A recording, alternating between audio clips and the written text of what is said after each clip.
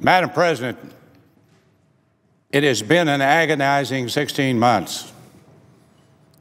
But this week, through the investigation efforts of the House Armed Services Committee, the Senate Intelligence Committee, we have learned that circumstances surrounding the terrorist attacks on our U.S. consulate in Benghazi and the murder of 4 Americans, as told by this administration, simply are not factual.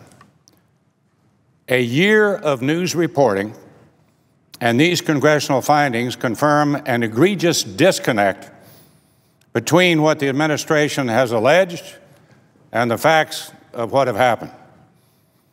As we say in Kansas, simply put, it just doesn't add up. We now know this tragedy did not have to happen, and most certainly the hard-to-understand actions and behaviors of those involved have added unneeded hubris, scandal, and conduct difficult to comprehend. This is a mess that still has to be cleaned up. It demands clarity, honesty, and simply owning up to the truth. I come to the floor today, Madam President, to discuss this tragedy not so much as a Republican senator from Kansas, but as a Marine. I fear our lack of truth and understanding has broken a bond that those who risk their lives for our nation all share and believe in. The bond that if they come in harm's way, we have their back and we will be there for them. Madam President, this is a speech I wish I never had to make. But I feel compelled to make my plea to this administration yet again, and specifically to the President Obama, to give the American people and the families whose lives were lost in Benghazi a full accounting. It is long overdue. A month after the attacks, I wrote the President, as a Marine, with the deepest concern regarding his personal handling and that of his administration of the Benghazi attacks and the damage it continues to do to that sacred bond our men and women in uniform have of sacrifice for each other. And that extends to those who serve our country overseas in a civilian capacity as well. I am once again asking this President, our Commander-in-Chief, to actively restore the trust and sincerity once made with that promise to never leave anybody behind. If he and others responsible for this tragedy do not restore this trust, I truly believe that the future morale and effectiveness of our military services are at stake. As I travel through Kansas and speak with my constituents, regardless of their background, they want to know what really happened in Benghazi and why. Why has it taken so long to get the answers? Many ask me directly, when will the President be forthright with the families of those killed and injured in the attacks? When will the President stop covering up the bad decisions made on September 11, 2012? Most emphatically, they say, please, please do not forget about Benghazi. However, the response has been a dogged, all too familiar tactic of delay, non-response, and the hope that somehow tomorrow it will all just go away. Well, this is not going away. I applaud my colleagues on the House Armed Services Committee for the recent release of 450 pages documenting these classified hearings held over the past year. I applaud my colleagues on the Senate Intelligence Committee for their report released yesterday detailing the events surrounding the attacks. The headlines of this report now read, Benghazi could have been prevented.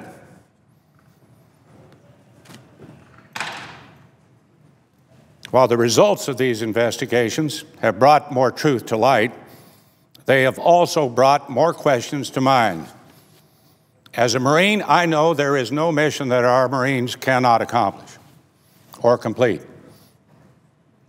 And if press reports are accurate.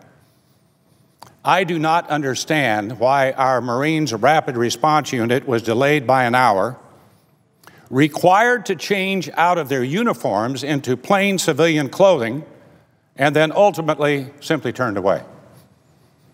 Our commanders have testified it was the State Department that declined the Marines in Benghazi, yet they have been reluctant to point the finger at the State Department. Well, somebody made this call. Someone gave this order. Facts are stubborn things, and as more relevant facts are now becoming public, the obvious questions increase. In the Senate Intelligence Committee's report, and I urge every member to read this report, it is a good report, but in that report, it is made clear that individuals within the administration have continued to stonewall Congress from the truth. I'm not going to go into every detail here on the floor. It's all here in this report, but enough is enough. Congress has the constitutional duty to ensure the executive branch does not abuse its power. That power has been abused. No one who has played a role in this debacle has been held accountable. No one. Let alone anybody brought to justice, as promised by the President. In fact, just the opposite.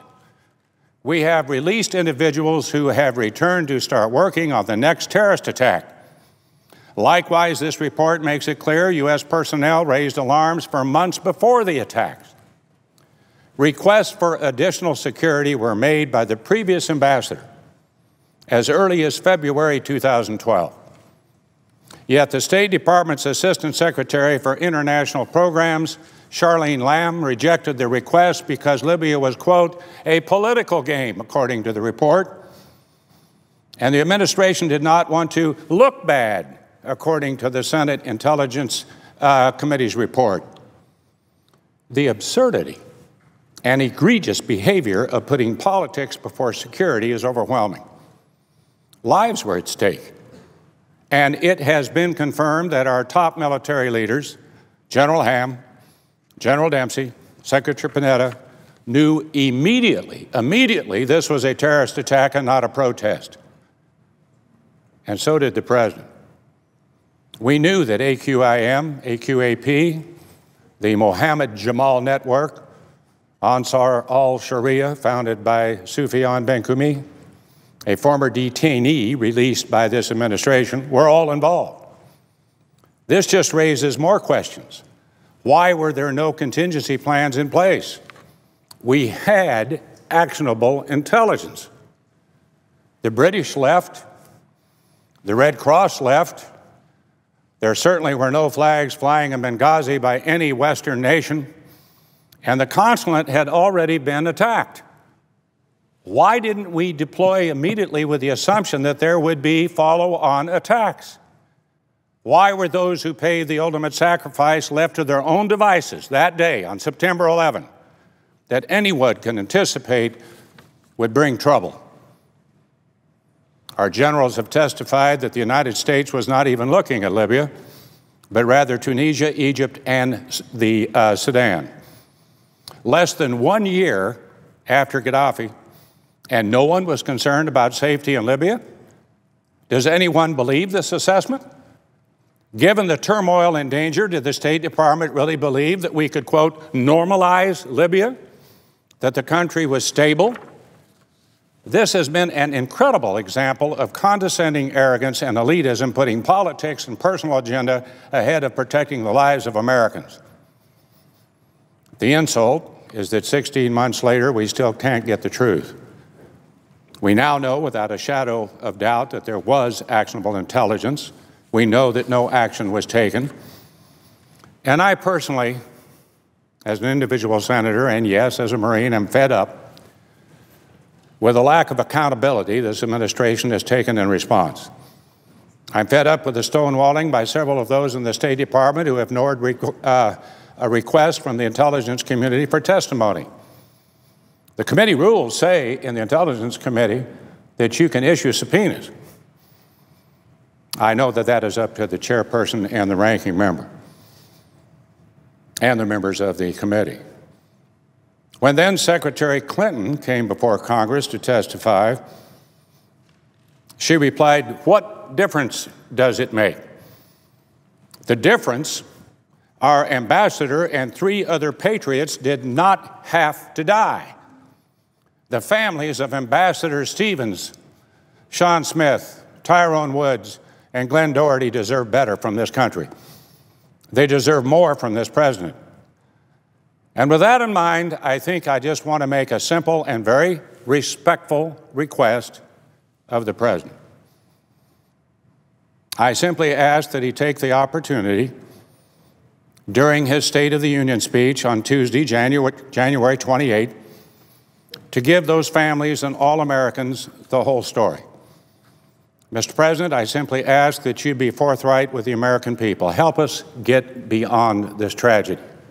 Help us restore confidence and faith for our personnel living overseas, serving overseas, and in harm's way, that the sacred bond of always having their back is not gone. Yesterday, I had the opportunity to speak with 40 young Marines, all second lieutenants, who are just about to finish the basic school at Quantico, Virginia. They're going to be great officers. I hope someday some of them will be senators and congressmen. I looked each one of them in their eyes and let them know, because they needed to know, that a bipartisan majority in this Senate has not forgotten about that promise, the same promise that was made to me when I joined the Corps. I say to President Obama, I hope you can make that promise again soon, too. I yield the floor.